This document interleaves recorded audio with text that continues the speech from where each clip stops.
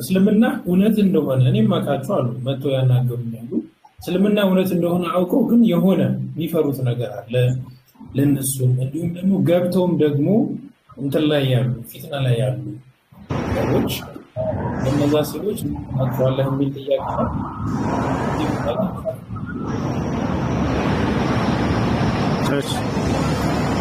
እስላምን ተቀብለው ላሉ ሰዎች የመጀመሪያ መክራቸው አንደኛ ይህን እስላምን በህይወታቸው ሳሉ በማግኘታቸው አላህን በጣም ያመስግኑት። እስላም ነገ የውመል ቂያማ ከጀሃነም እሳት የምትድኑበት ብቸኛው መንገድ መጀመሪያ አላህን ያመስግኑ። አላህን ማመስገን። ሌላኛው ነገር የእስላምን ህግና ስርዓትን በመማር ላይ እንዲበረቱ ነው። ያንን ይማሩ። ሰሃቦች ከሰለሙ በኋላ ወዲያው ከነቢዩ ሰለላሁ ዐለይሂ ወሰለም እውቀትን ይቀስሙ ነበር። ከዚያም ለትውልድ አስተማሪዎች ሆነዋል። እንደነሱ እንዲሄዱ ነው የምመክረው። ለመግባት አስበው ልክ እንዲሁ ደግሞ ነገር ግን ቤተሰብ ምን ይለኛል፣ ጓደኛ ምን ይለኛል፣ ማህበረሰብ ያለውበት ምን ይለኛል ብለው የሚፈሩ ሰዎች ይሄን እየጎተጎታቸው ያለው ሰይጣን ነው። ብትሰልም እንዲህ ትሆናለህ እያለ እያስፈራራቸው ያለው ሰይጣን ነው። የሰይጣን ጉትጉታ ደግሞ ሰው እጅ አይሰጥም። ወታቻል አትፍሩ። እናንተ በፊት የሰለሙ ልጆች ምን ደርሶባቸዋል ብለን ተመልከቱ። ምንም አልደረሰባቸው። በዛ ከተባለ የተወሰነ ቀን ያ ቤተሰብ ሊከብደው ይችላል። እዛ ምንም በቃ ጽናታቸውን ካዩ በቃ ተስፋ ይቆርጣሉ፣ ይተዋሉ። አደጋ የሚያደርሱባችሁ ከሆነ እነዚህ ቤተሰቦች በእናንተ ላይ የዛኔ ጥንቃቄያቸውን ትወስዳላችሁ። ያን ያክል ከባድ ካልሆነና ግን አምነው ከተቀበሉበት በቃ በእምነታችሁ ላይ ትጸናላችሁ። ምንም ቢሆን ግን አደራ እዚህ ዓለም የመጣንበትን ዓላማ እንወቅ። እዚህ ዓለም የመጣ የሰው ልጅ የፈጠረውን ፈጣሪ በብቸኝነት ተገዝቶ እንዲሄድ ነው። ቤተሰብን ቤተሰብ እነሱ ላይም ግዴታ አለባቸው። አንድ አምላክ ተገዝተው እንዲሄዱ ያንን አንዱን አምላክ አላህ ሱብሓነሁ ወተዓላ ተባቻል። ስለዚህ ቤተሰብን ፈርታችሁ አምላክን ክዳችሁ እንዳትኖሩ አደራ አደራ። ነቢያችን ሰለላሁ ዐለይሂ ወሰለም ላ ጣዓተ ሊመኽሉቅን ፊ ማዕሲየቲል ኻሊቅ፣ ፈጣሪን በማመፅ ላይ ፍጥረታትን መታዘዝ አይቻልም ብለዋል። ፈጣሪህን እንድትክድ በፈጣሪህ እንዳታምን የሚያደርጉ ቤተሰቦችህ እነሱን አትስማቸው። ወሳሒብሁማ ፊ ዱንያ ማዕሩፍ ወተቢዕ ሰቢለ መን አናበ ኢለየ። በምድራዊ ህይወትህ በመልካም ተኗኗራቸው ክርስቲያን ቤተሰቦችህ። ነገር ግን እምነትን በተመለከተ አደራ ወደ እኔ የተመለሰን ሰው መንገድ ተከተሉ አለ። ለምን ብቻህን አትኖርም? እዚህ ዓለም ላይ በእምነትህ መጽናትና እምነትህን አጥብቀህ መያዝ አለብህ። ይህ ነው መሆን ያለበት። በነቢያችን ሰለላሁ ዐለይሂ ወሰለም ዘመን አንድ ወጣት እስልምናን ይቀበላል። አንድ ወጣት እስልምናን ተቀበለ። በመቀበሉ ምክንያት እናቱ ትሰማና በመካ ምድር ላይ በዚያ በፀሐይ በዛ በሚያቃጥል ፀሐይ ራሷን አሰጣች። ውጭ ላይ ሄዳ ተኛች። ውጭ ላይ ሄዳ ተኛች። በጣም ህዝብ ለመናት። በቃ ቤተሰብ ጎረቤት እንዳለ ህዝብ ተሰባስቦ ለመናት። አልገባም ማለች። ለምን? ልጄ እስልምና ተቀብሏል። ስለዚህ እስልምና እስካልተመለሰ ድረስ ወዳለንበት እምነታችን በአዳም ልኮ ላይ ነች። በቃ እዚህ ራሴ የተሰቃየች ነፍሴ ተሰቃይታ ለፀሐይ የተቃጠልኩኝ ምግብም አልበላም ውሃም አልጠጣም እስከ ሞት ድረስ እቆያለሁ በዚህ ሆነ አለች። ልጇ ሰማ፣ ተጠራ። ሲመጣ እንዳለ ህዝብ ተሰባስቧል በሩ ላይ።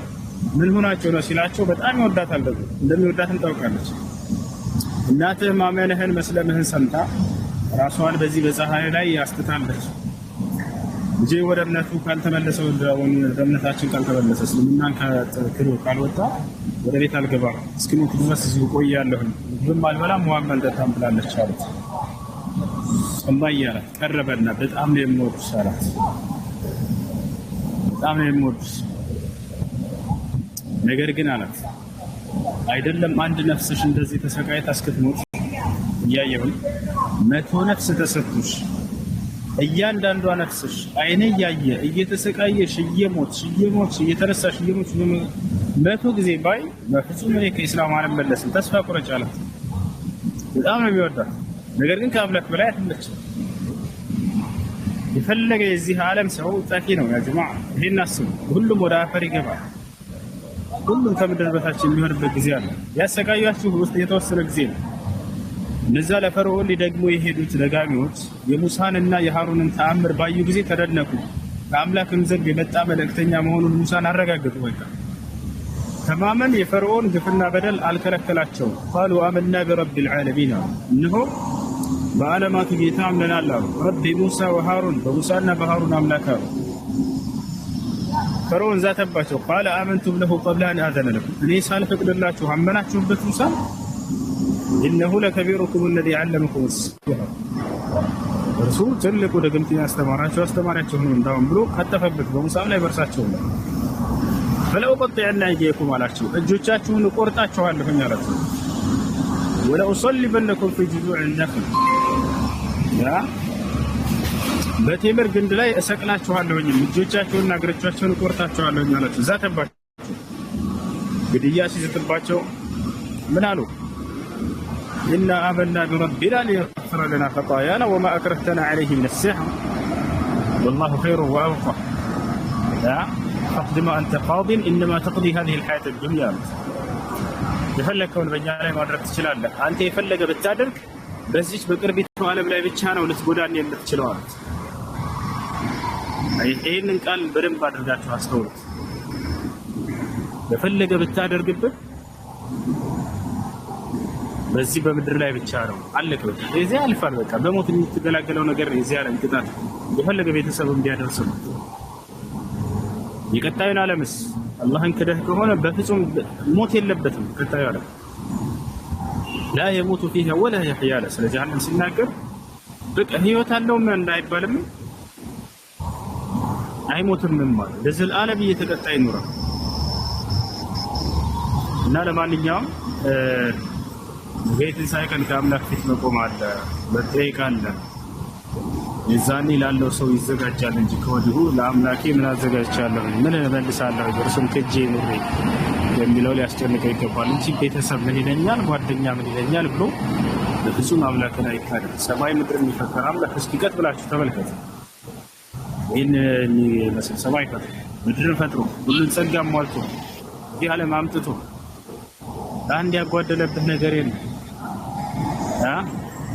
በንጹህ አየር ታገኛለህ። ይሄን አየር ቢይዘውስ የሰው ልጅ ባንዴ እኮ ይሞታል። ታውቃላችሁ?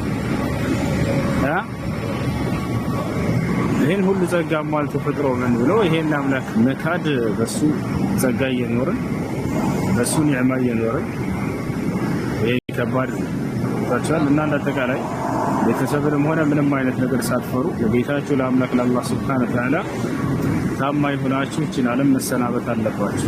አንዱን አምላክ ተገዝታችሁ መሰናበት እችን ዓለም መልቀቅ አለባችሁ። ወዳችሁ ይሄ ነው እርሱም ጀዛከላሁ ኸይር ባረከላሁ ፊክ።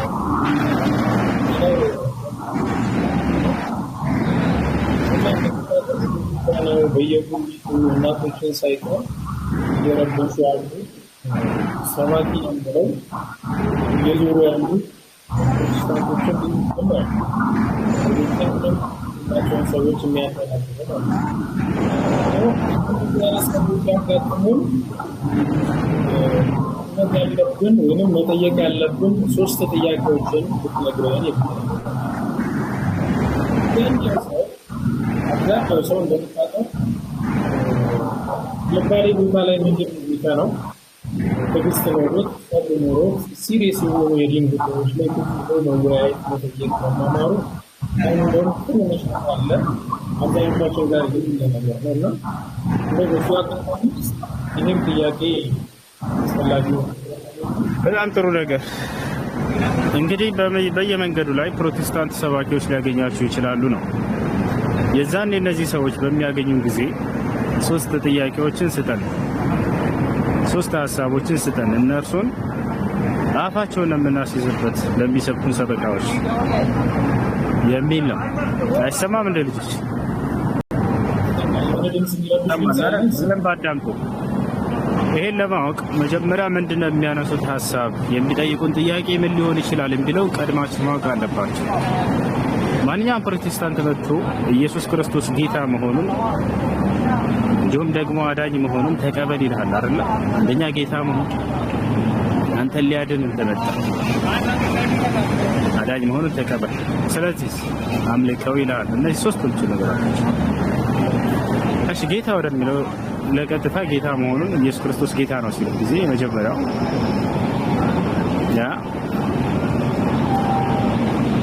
ጌትነት ለስንት ይከፈላል ብለው አንድ መለኮታዊ ጌትነት አለ ማለት የሰማይ የምድር ጌታ ተብሎ የተጠራው ማለት ነው። ሁለተኛ ደግሞ የስልጣን የሹመት ጌትነት አለ። የኢየሱስ ክርስቶስ ጌትነት ከየትኛው ነው ብለህ ጠይቀው።